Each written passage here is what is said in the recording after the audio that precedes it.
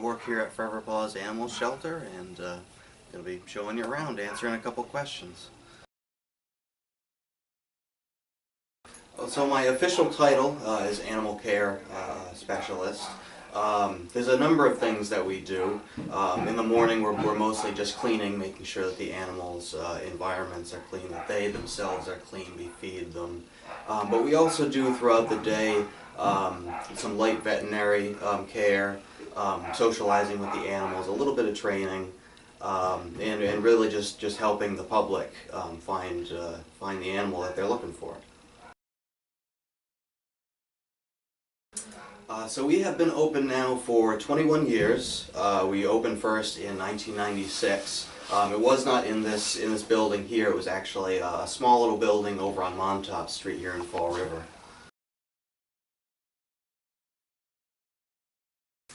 It kind of depends on the month. Different months of the year we're a little bit more busy than others. Summertime is definitely more busy than winter, but I'd say it can vary anywhere between 30 to 60 animals in a given month, so it's pretty variable.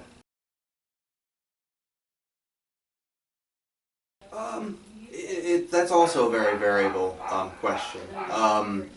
The dogs, I would say, on average, tend to find homes faster than the cats. Cats do, but it can be anywhere from a week to a couple months. It really just depends on the animal, and really just the people that are coming in the door, what they're looking for. You know, some people they're particular with their breeds, some with temperament. So it's very variable. Well, other than doing the cleaning and keeping them, you know, sanitary, I had mentioned before we do some light veterinary work. We give them vaccines and whatnot when they first come in to make sure that they don't get sick while they're here. If anything does come up, and it does, because we do have a lot of animals that come through, we have various other means of taking care of them.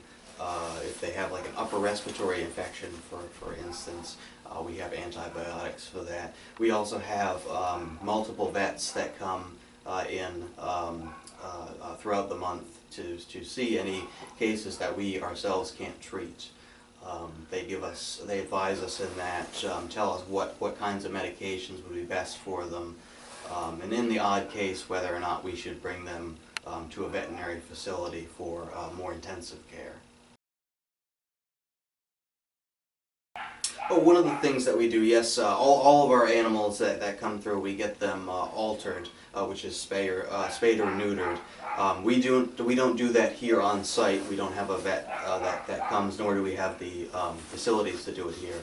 So we work with local vets in the area to make appointments with them to get all of the animals altered.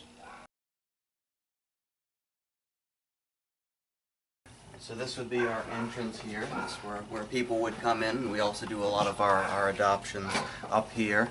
Just behind you, if you want to turn this away, we have our adoption room.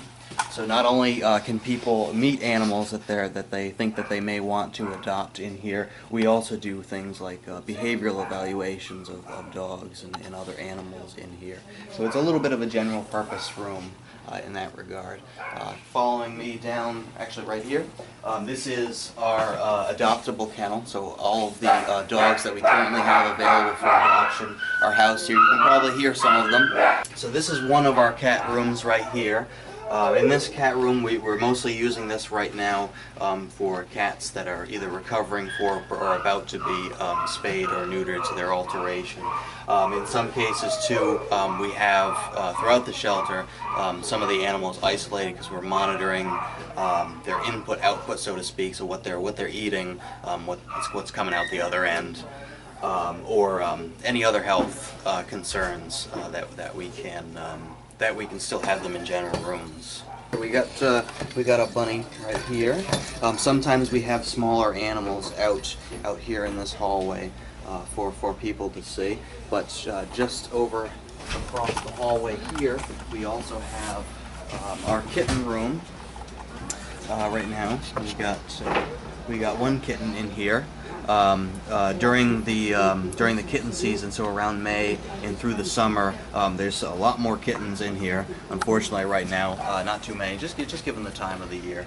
And sometimes we also have other animals in there, so like guinea pigs, for example. Sometimes we'll put in that wall unit right there. We have our handy-dandy stock room, which is a little bit of a mess right now. I apologize for that. We keep all of our foods, bedding, litter, that sort of stuff all in there. This isn't much to see, but this is where we sanitize all of the bowls, plates, litter pans, that sort of thing. It's about as interesting as it sounds.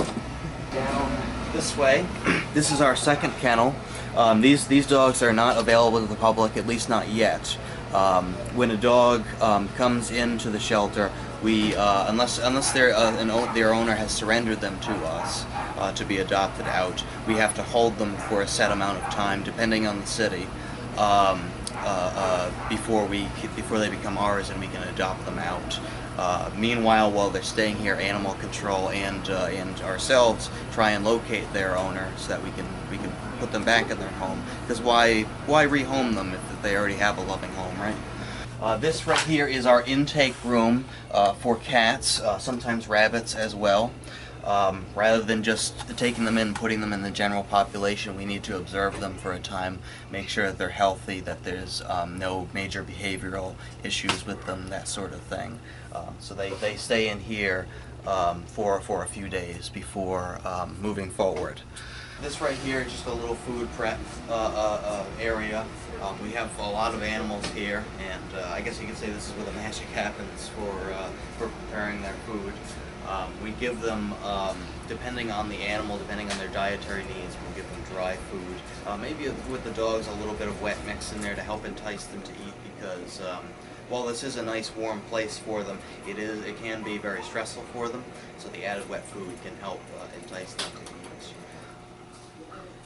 Around here you can see we've got all of our various shelves with toys for the dogs, some clothing for them, thunder shirts, that sort of thing.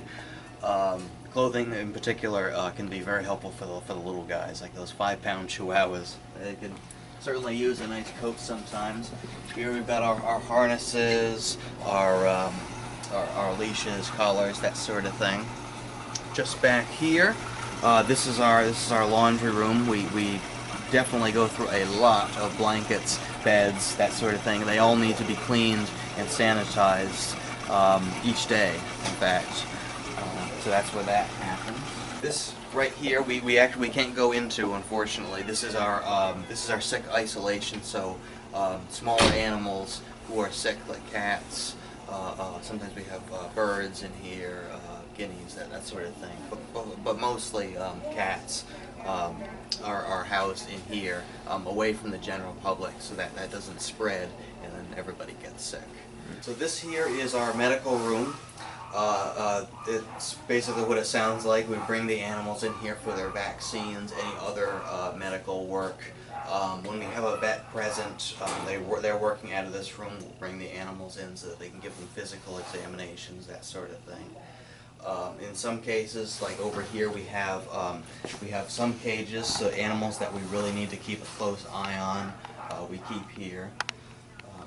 She came in, unfortunately, with flea pants like crazy.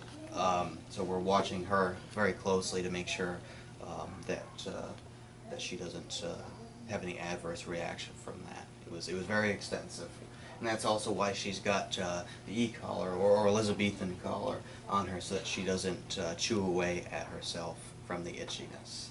So you see, we have all of our medicine in here, up in these closets. Our vaccines that we need to keep, Frosty down here, and just various other supplies that we need to care for the animals in a veterinary sense.